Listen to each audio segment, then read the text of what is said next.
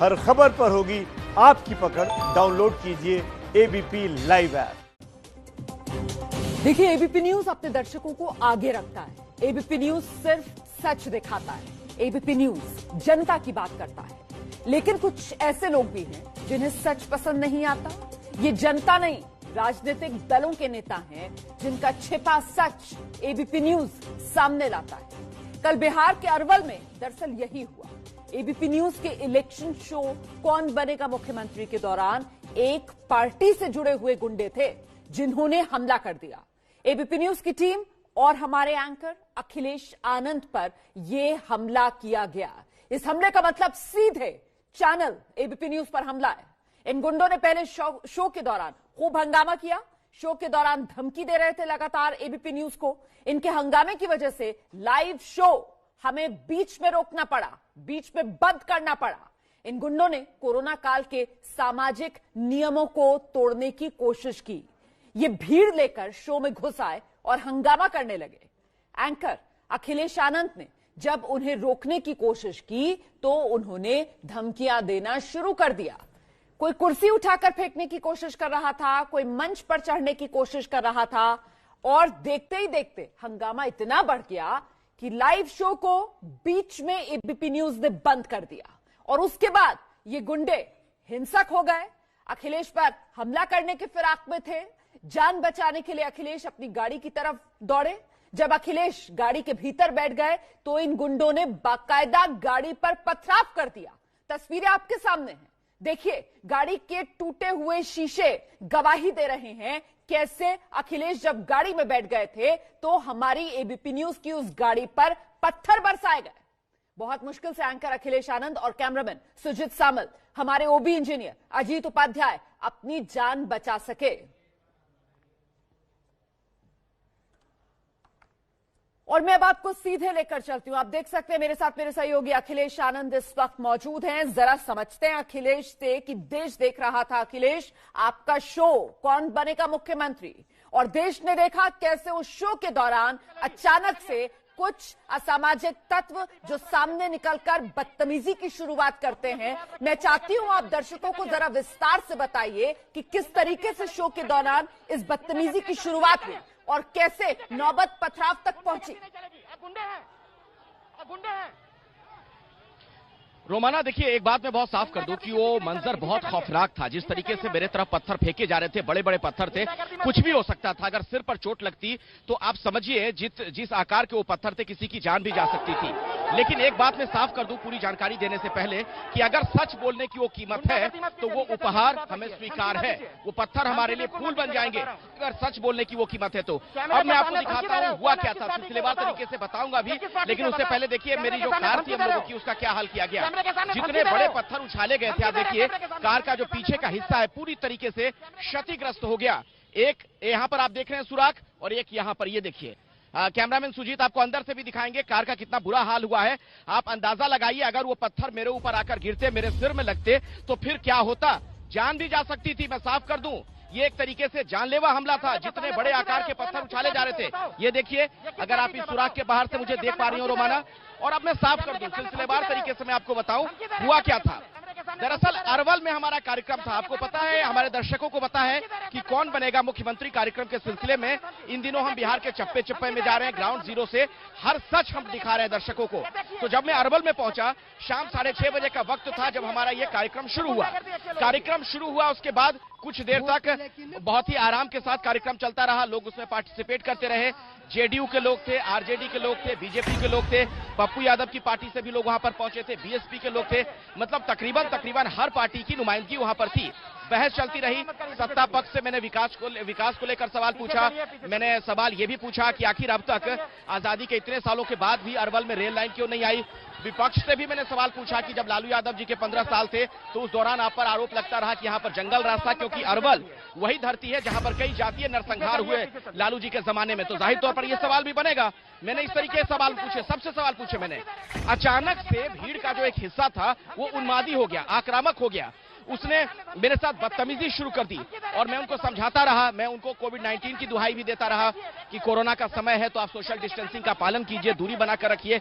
लेकिन कुछ लोग ऐसे थे, ऐसा लग रहा है कि मानो वो ठान कर आए थे, वो तय करके आए थे कि उन्हें हंगामा करना है, उन्हें बदतमीजी करनी है, उन्हें अभद्रता वाला व्यवहार करना है, और वही होता रहा। जब तक कैमरा लगातार दर्शकों को दिखा रहे हैं, वो जो लोग हैं हरे हरे से गमछे उन्होंने बांधे हुए हैं और हरे गमछे वाले ये लोग आपके साथ बदतमीजी करते हुए इन तस्वीरों में जी अखिलेश, इन तस्वीरों में मुझे लगता है अखिलेश को आवाज नहीं जा रही है मेरी, वो लगातार बोल रहे हैं। यहाँ पर कार में बैठने के बाद मैंने फौरन अपने ड्राइवर साहब से कहा, जो यहाँ पर बैठे हुए थे, मैंने उनसे कहा कि आप गाड़ी चलाइए, अब हम यहाँ से निकलते हैं। जो भीड़ में मौजूद लोग थे, कार को चारों तरफ से उन्होंने घेर लिया।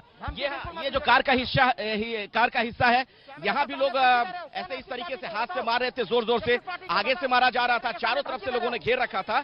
और इसी बीच क्या हुआ कि कुछ लोगों ने हाथ में पत्थर ले लिए, वो पत्थर मेरी तरफ उछालने लगे। पत्थर जब वो मार रहे थे तो पत्थर 2-3 पत्थर यहाँ पर आकर टकराए और देखिए क्या हुआ। तो बात वही है रोमाना, अगर वो पत्थर मुझे लगते तो आप सोचिए कुछ भी हो सकता था। मंजर बहुत खौफनाक था। थोड़े समय के लिए तो मुझे ऐसा लगा कि कहीं जान पर तो नहीं बनाई है। मैंने फौरन अपने ड्राइवर से कहा कि आप गाड़ी लेकर आगे बढ़ें। करीब जब 1.5-2 किलोमीटर में आगे बढ़ा, उसके बाद जाके मैंने वहां पर गाड़ी रोक दी।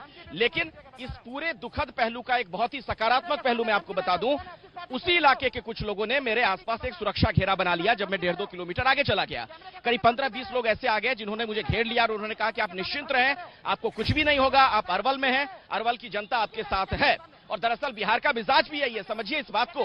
मैं खुद बिहार से हूं, मैं बार बार कह रहा हूं कि वो चंद लोग थे, मुट्ठी भर लोग थे, जिन्हें ये पसंद नहीं था, अभिव्यक्ति की आजादी के वो पक्षधर नहीं थे, शायद वो सच से डर रहे थे। लेकिन हकीकत यह है कि लोग यहाँ पर बहुत अच्छे हैं, बहुत अच्छे मिजाज के लोग हैं। मैं बार बार कह रहा हूं, कई बार मैंने लाइव के दौरान ये बात कही है कि ये भगवान महावीर और बुद्ध की धरती है। महात्मा गांधी जो शांति के दूत थे, चंपारण से उन्होंने बड़े आंदोलन की शुरुआत की थी। तो हमें ऐसा नहीं समझना चाहिए, पूरे बिहार से जोड़कर हम इस घटना को नहीं देख सकते हैं। लेकिन हाँ, कुछ गुंडे जरूर थे। अब सवाल यह है रोमाना कि वो किस पार्टी के थे, दरअसल इसे चिन्हित करना कोई बड़ा मुश्किल काम है नहीं। मैं अखिलेश से कुछ और सवाल पूछना चाह रही हूं, लेकिन उनकी रिपोर्ट क्योंकि लगातार चल रही थी, इसलिए बीच में हमने रोका नहीं उनको। दोबारा से उनसे कनेक्शन बनाते हैं, फिर कुछ और अखिलेश से सवाल लेंगे।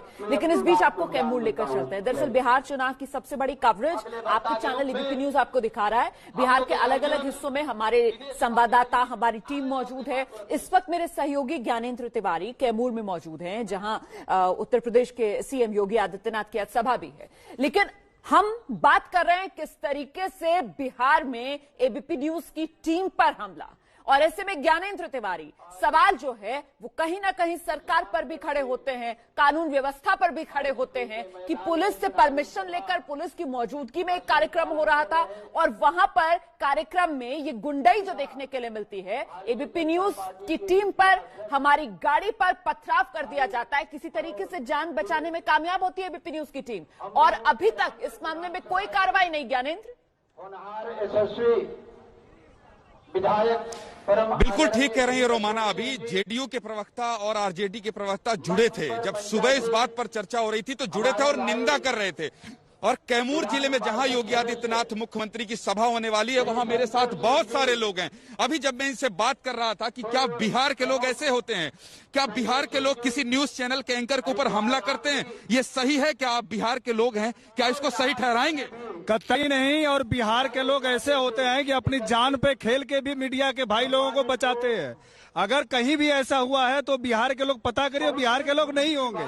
और अगर ऐसा कुछ भी हुआ है तो कुछ लोग ऐसे विकृत मानसिकता के हैं जो यही काम करते हैं, और वो जंगल राज के तरफ वापसी को जंगल राज की बात कर रहे हैं। ये सुशासन बाबू के काल में। ये बताइए, अलवर में अखिलेश आनंद वार पलटवार शो कर रहे थे, कुछ लोग पहुंचते हैं, उनकी गाड़ी पर हमला कर देते हैं, पत्थर चलाने लगते हैं। क्या ये चरित्र है बिहार का? क्या इससे ये नहीं जाता पूरे देश में संदेश कि बिहार के लोग के बीच में पत्रकार सुरक्षित नहीं है? क्या ऐसा करना चाहिए? बिहार के लोग ऐसा नहीं कर सकते हैं, और बिहार के लोगों में ये खूबी नहीं है कि किसी पत्रकार के ऊपर हमला करें या किसी अथवा के ऊपर हमला करें। लोगों ने ऐसा किया है, क्या प्रशासन को अब तक पकड़ के उनको जेल में नहीं डालना चाहिए? एक पत्रकार जो आपकी आवाज बनता है, जो कोने कोने में एबीपी न्यूज की 15 से 20 टीम लगातार लोगों की आवाज पहुंचा रही है, अगर पत्रकार के ऊपर हमला हो रहा है, क्या ऐसे लोगों को जेल में नहीं डाल देना चाहिए? अब तक आपको लगता नहीं गलत हुआ?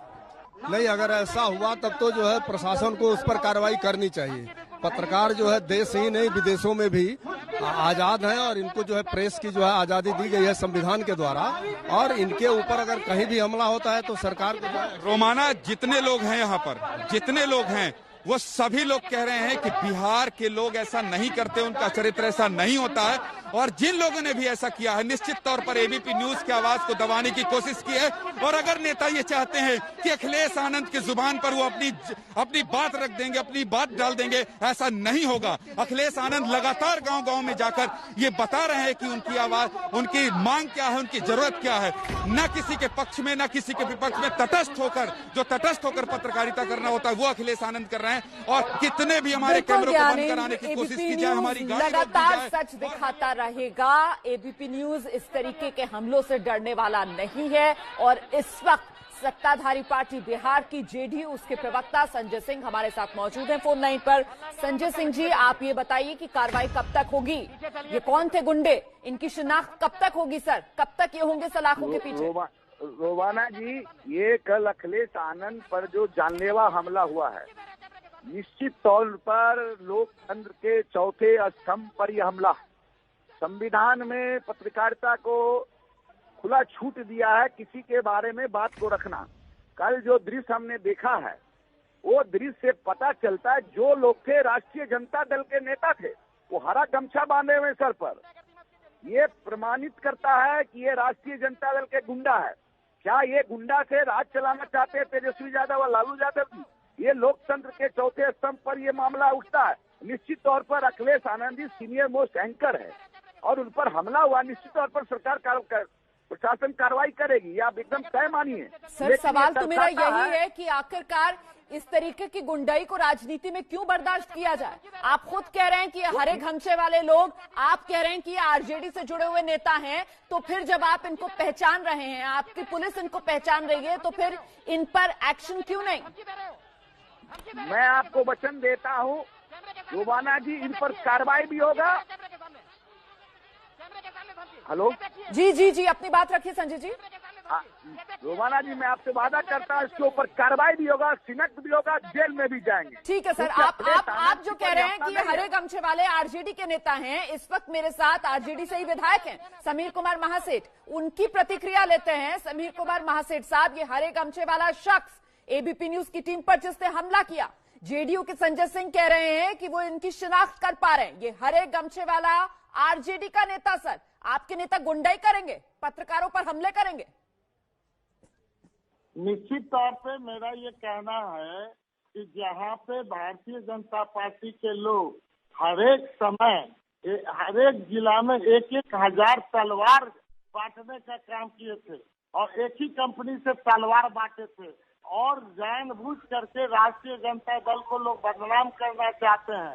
जनता आवाम इस बात को देख रही है कि 15 वर्षों से जहाँ पे भ्रष्टाचार सरकार में लिप्त है, एक एक काम के लिए परेशान है, और अगर इस बात की चर्चा और प्रूफ हो जाए। सर, मैं बहुत सीमित बात पर आपकी प्रतिक्रिया मांग रही हूँ, मैं बहुत सीमित मुद्दे पर आपसे बात कर रही हूँ। एबीपी न्यूज का शो चल रहा था, लाइव शो, हरे रंग के गमछे में एक शख्स आता है, अपने साथ भीड़ लेकर आता है और एबीपी न्यूज की टीम पर हमला करता है, और आरोप सत्ताधारी पक्ष की तरफ से लगाया जा रहा है कि हरे गमछे वाले आरजेडी के नेता, आपके नेता गुंडाई करेंगे क्या?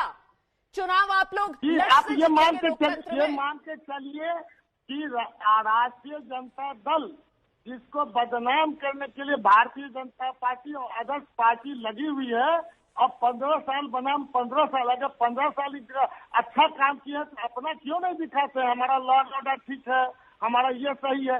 गमछा तो सबको बैन कर दीजिए, सरकार आपकी है, न पीला रहेगा, न उजला रहेगा, न हरा रहेगा, आपको बैन करने में क्या दिक्कत है सरकार? संजय सिंह जी सुन रहे हैं आप? ठीक है समीर साहब, मैं जवाब लेती हूँ। समीर जी, मैं जवाब लेती हूँ। संजय जी वो कह रहे हैं आप हरे रंग के गमछे को आरजेडी से क्यों जोड़ रहे हैं? आपकी पुलिस ने कार्रवाई अब तक की नहीं, किसी की शिनाख्त अब तक की नहीं, आप सिर्फ हरे रंग के गमछे के आधार पर आरजेडी को कटघरे में खड़ा कर रहे हैं। ये आपकी खराब राजनीति है, ये समीर जी के आरोप। समीर जी हमारे मित्र हैं, लॉ एंड ऑर्डर को देखें। समीर जी जवाब सुन लीजिए सर। समीर जी दोबारा आपके पास आऊंगे। संजय जी हमारे मित्र हैं, समीर जी हमारे मित्र हैं, जिस दल में हैं, इनका संस्कार तो बहुत अच्छा है समीर जी का। लेकिन समीर जी जो कह रहे हैं वह लालू जी का ही चर्चा चल रहा था। आपने देखा होगा जब उनके ऊपर बोला गया कि ये लोग भड़क गए और पत्थर मारने लगे। ये तो अटेम्प्ट टू मर्डर है। अगर एक अखिलेश जी पर एक तरफ पत्थर चला तो इसका मतलब उनको मारने की कोशिश की गई। निश्चित तौर पर प्रशासन काम करेगी, कोई बाधा नहीं डालेगा। जो लोग भी किए हैं मैं दावे के साथ कहता हूँ गिरफ्तार भी होंगे, उनको सजा भी होगा, क्योंकि लोकतंत्र के चौथे स्तंभ पर ये हमला हुआ है। एबीपी छोड़ दीजिए, ये पत्रकार हैं। पत्रकार सही और झूठ इसको रखते हैं बात को जनता के बीच में। प्रशासन ने उनको आदेश दिया, निश्चित तौर पर प्रशासन वो काम करेगा। ये तो राष्ट्रीय जनता दल का चरित्र है। समीर भाई तो हमारे मित्र हैं। समीर भाई का संस्कार अलग है, लेकिन राष्ट्रीय काम नहीं चलेगा संजय भाई। सर सवाल तो ये है कि आखिरकार ये सिर्फ एबीपी न्यूज, ये सिर्फ एक पत्रकार, ये सिर्फ मीडिया पर आघात नहीं है, बल्कि ये जो सब कुछ हुआ है ना, ये सीधे सीधे लोकतंत्र पर हमला है। क्योंकि लोकतंत्र में तो आलोचनाएं सुनने और सहने का मादा होना चाहिए ना सर। लेकिन यहां अगर आलोचना होती है किसी की, तो फिर क्या समर्थक इस तरीके से गुंडाई पर उतर आएंगे? और जिस बात का जिक्र संजय सिंह जी कर रहे हैं, मुझे लगता है हम सीधे अखिलेश के पास दर्शकों को लेकर चलते हैं। अखिलेश, जिस वक्त ये बदतमीजी शुरू हुई, वो हरे रंग के गमछे वाले शख्स उस वक्त किस मोड़ पर था हमारा शो, ये बताइए जरा। किस तरीके के सवाल जवाब चल रहे थे उस समय? देखिए, सवाल मैंने ये पूछा था रोमाना, सवाल मैंने ये पूछा था, दरअसल अरवल के लोगों की एक बहुत बड़ी समस्या है और पूरे देश को ध्यान से ये बात सुनने की आवश्यकता है कि आजादी के इतने साल गुजर जाने के बावजूद रेल लाइन से वो कनेक्टेड नहीं है इलाका, जिला है, डिस्ट्रिक्ट है। अब आप सोचिए वहां पर क्या हालात है। यही सवाल मैं पूछ रहा था, सत्ताधारी पार्टी के लोगों से भी पूछ रहा था, फिर मैं लालू विपक्ष के पास भी गया, आरजेडी के नेता से भी मैंने पूछा कि 15 साल तक लालू जी भी रेल मंत्री रहे, नीतीश कुमार भी रेल मंत्री रहे, लालू जी भी बिहार के मुख्यमंत्री बने, नीतीश कुमार भी मुख्यमंत्री हैं, आप दोनों के रहने के बावजूद अरवल का इतना बुरा हाल क्यों है? मैं समझ नहीं पाया कि अचानक भीड़ में से कुछ लोग उन्मादी क्यों हो गए। वो मेरे साथ अभद्रता करने लगे, अशोभनीय भाषा में बातचीत कर रहे थे और उसके बाद उन्होंने मुझे खदेड़ना शुरू किया कैमरा ऑफ होते ही। मैं किसी तरीके से कार में जाकर बैठा, जो मैं बार बार कह रहा हूं, इधर मैं कार के पिछले हिस्से में आया और यहां जल्दी से बैठा मैं, लेकिन इस बीच कुछ लोग मेरी तरफ पत्थर बरसाने लगे थे। बिल्कुल, देखिए समझना इस बात को होगा कि आलोचना सुनने और सहने की क्षमता नहीं है और अपनी खिसियाहट जो है वो मीडिया पर इस तरीके से हमले करके निकालते हैं। अपनी बौखलाहट का ही ये एक नजीर है जो पेश करते हैं और इंतजार इस बात का हमें कि इस मामले में सरकार की तरफ से क्या कार्रवाई की जाती है। एबीपी न्यूज इंतजार कर रहा है।